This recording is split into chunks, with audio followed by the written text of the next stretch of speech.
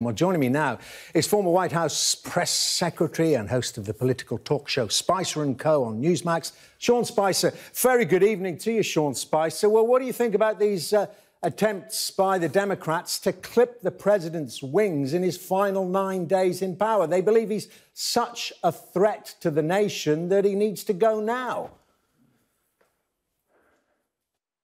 Well, good evening to you. I mean, look, this is a serious situation, what happened last week.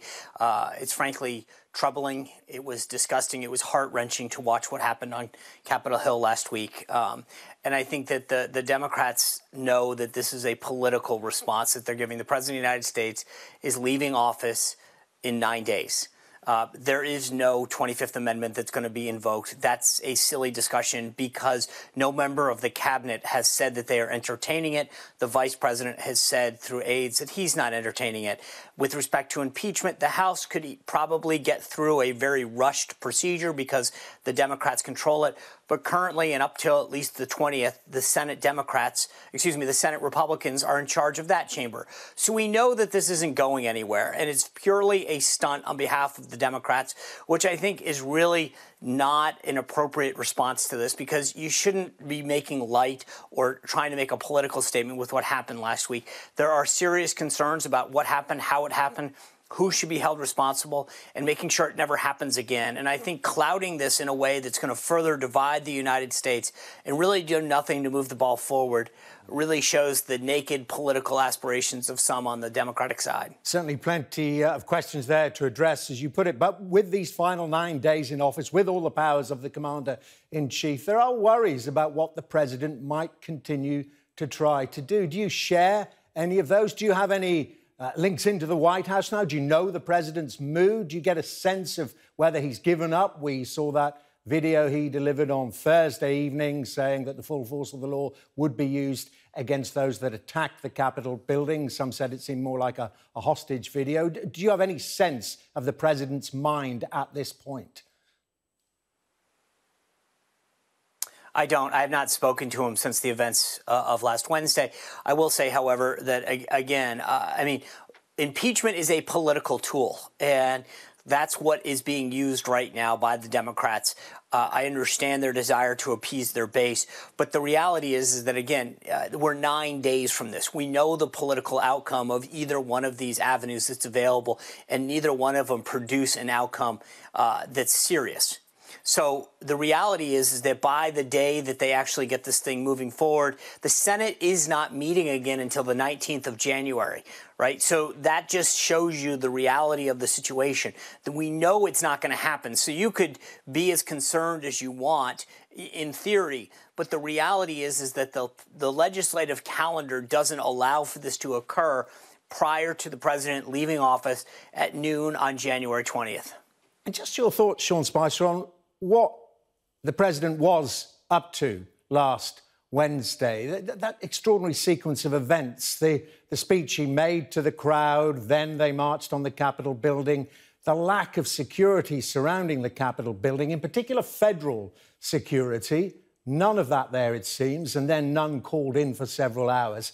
And the extraordinary letter sent the day before by the 10 living defense secretaries warning the military not to get involved. Do you think the president actually made an attempt somehow to get the military of the United States of America to support his ambition to stay in power?